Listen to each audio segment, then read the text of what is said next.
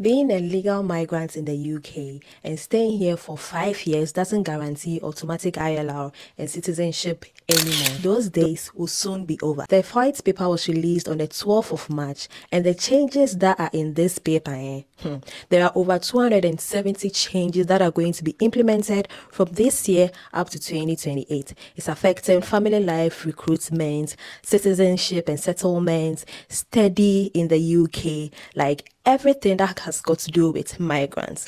The UK government under the Prime Minister Keir Starmer has introduced a comprehensive overhaul of the immigration policies. And these are changes you should know, so far as you are planning to come to the UK or you are already in the UK, because everyone is affected. This time around, it's not illegal immigrants, but legal immigrants. So in this video, I'm going to tell you what the white paper is all about and the changes that are going to take effect. So if you want to know more, then you should stay tuned.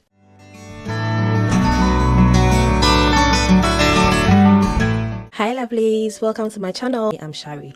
So in today's video, we're going to be talking about the reform in the restoring control over immigration system in the UK. So for 2 days now, we've been hearing white paper and immigration policy changes and everything. So for starters, the white paper is an authoritative report which tells people or the readers what the government is going to implement in the future.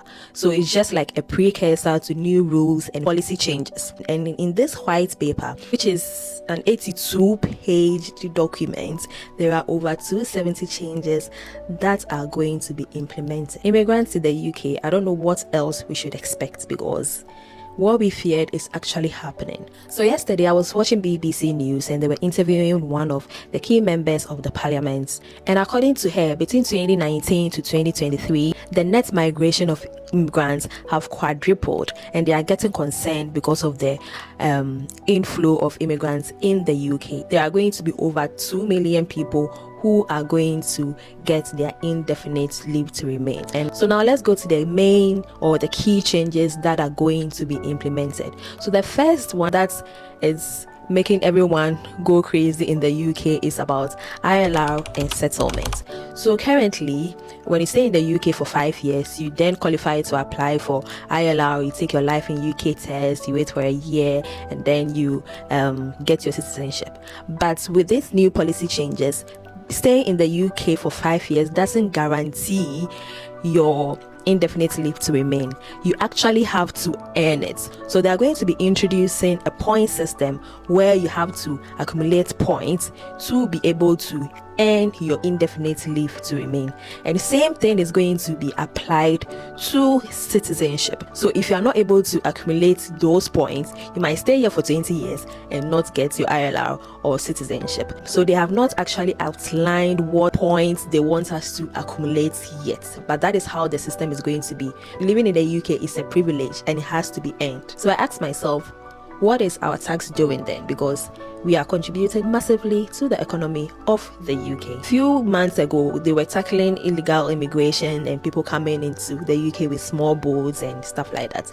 But now they are coming as the legal the legal migrants, which is quite concerning. And what makes the whole thing scary is the fact that we don't know when this rule is going to be implemented and who is going to affect. But obviously, people are due or are eligible to apply for citizenship this year. Is it affecting these people, or is it going to affect those who are going to come into the country? This is the big question. So if you guys remember, in April this year, they increased the fee of ILR. So initially it was 2,885 and they increased it to 3,029 pounds. So they saw that wasn't enough, so they have to do something else. So what I'm going to read is from the gov.uk website. So it says, Prime Minister unveils new plan to end years of uncontrolled migration. The new system will end automatic settlement and citizenship for people living here for 5 years.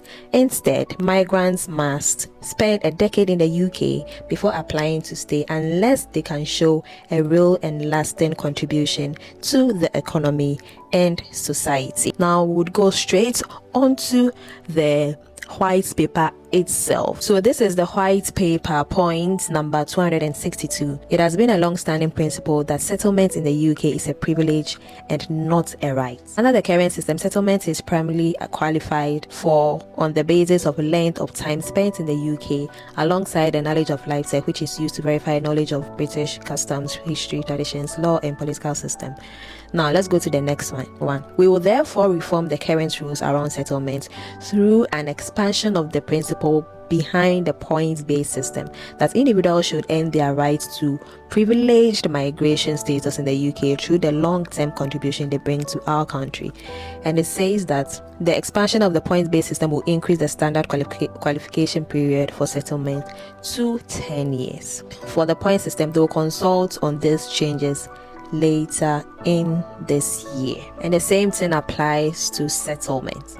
So settlement is also going to be based on a point system as stated in the last 2 points of the white paper. At this point, I don't know how to feel about this whole changes. So the next change is recruitment.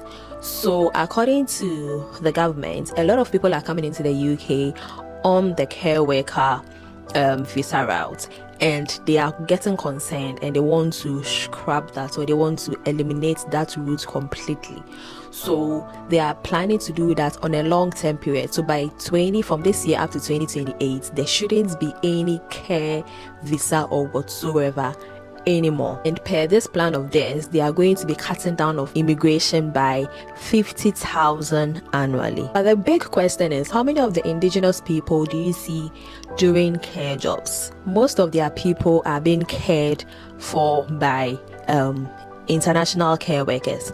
Per the news that I've read, some of the care homes have started complaining because they are not able to get people to recruit internally because most of their workforce is coming from abroad.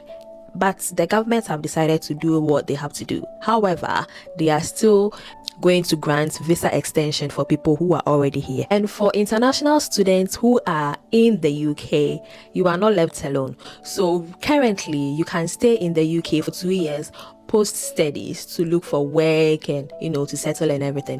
But now that has been cut short to 18 months. That is just 1.5 years.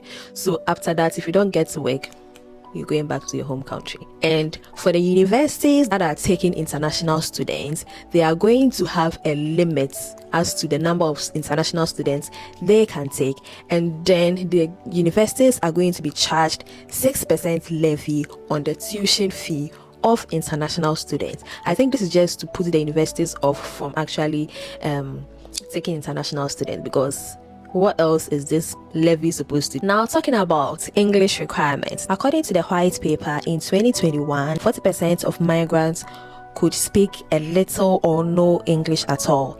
And there is currently no requirement on English proficiency for adult dependents arriving in the UK on the work or students route of their main applicants. So now there's going to be English requirements for both the main applicants and the dependents. At December 2024, there was over 190,000 entry clearance issued to dependents. 51% of these visa issued to dependents are from countries with overall low proficiency in English. We're going to increase English requirements for skilled workers from B1 to B2. And then when you stay in the UK, they expect you to improve your English language skills. So when you are about to apply for settlement, they are going to introduce requirements which should demonstrate a progression of the level of your English. So that is to say, when you are coming in, you come in at level 1, but before you end settlement, they expect you to progress to level 2. That is what is in the white paper. And also they are going to increase the English requirements all across the various immigration routes. So they are also planning on mass deportation. So currently they are going to streamline the process of deportation and they are giving the Home Office the power to revoke the visas of people who do not abide by the laws of the country. And also, minor crimes are also not going to be ignored. So that is to say, if you mess up a little bit, you are going to be sent back to your country, because they already want to reduce the number of people who are already here. So there you have it. A lot of changes have been listed in this 82-page document. So this is the few I'm leaving with you today. I'm going to take my time and read this and bring you more changes that you guys should know about. So if you are in the UK, the least you could do is to stay updated with what is happening, because you don't want to be caught off guard. Let me know what your thoughts are in the comment section, and subscribe to join the awesome family. Thanks for watching to the end, and until next time, stay awesome. Bye.